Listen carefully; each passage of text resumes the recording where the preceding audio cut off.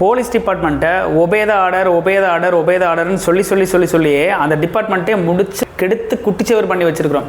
முதல்ல அவன் ஒரு மனிதன், அதுக்கப்புறம் அவன் ஒரு காவல்துறை போட்டிருக்கிற ஒரு அங்கி போட்டிருக்கிற ஒரு மக்கள் பணி செய்ய வந்தவன். அப்போது காவல்துறைக்குன்னு ஒரு சங்கமே இல்லைன்னா அவங்களுடைய ஜனநாயக குரல் நசுக்கப்படலையா? அவர்களுக்குன்னு எதுவுமே எந்த சங்கமும் இல்லை. அவங்க ஒரு தனி மனித சுதந்திரமே இல்லாதவன், ஒரு மன அழுத்தத்தில் இருக்கிறவன் எப்படி மக்களுக்கு பாதுகாப்பு கொடுக்க முடியும்?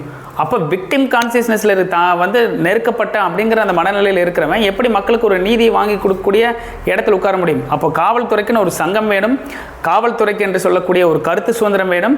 அவங்களுக்கு இருக்கக்கூடிய பழைய ஆக்ட், அந்த போலீஸ் ஆக்ட் எல்லாம் மாறி, அந்த பிரிட்டிஷ் காலத்தில் போட்டு வச்ச அந்த ஆக்ட் எல்லாம் மாறி புது திட்டங்கள் அவங்களுக்கு அமல்படுத்தணும். ஏன்னா போலீஸ் டிபார்ட்மெண்ட்டை முதல்வர் தான் கையில் வச்சிருக்காரு. அப்படிங்கும்போது முதல்வர் கையில் வச்சிருக்கிற டிபார்ட்மெண்ட்டை அவங்க எவ்வளோ சுதந்திரமாக வேலை செய்யணும். ஆனால் அப்படி இல்லை, எல்லா ப்ரெஷரும் கீழே இருக்கக்கூடிய கடைநிலை ஊழியர்கள் மேலேயே போய் விழுகுது. இதெல்லாம் இல்லாமல் அவங்களுக்கு சர்வ சுதந்திரத்தோட ஜனநாயகத்தோட அவங்களுக்குன்னு ஒரு சங்கங்கள் அமைக்கப்பட வேண்டும்.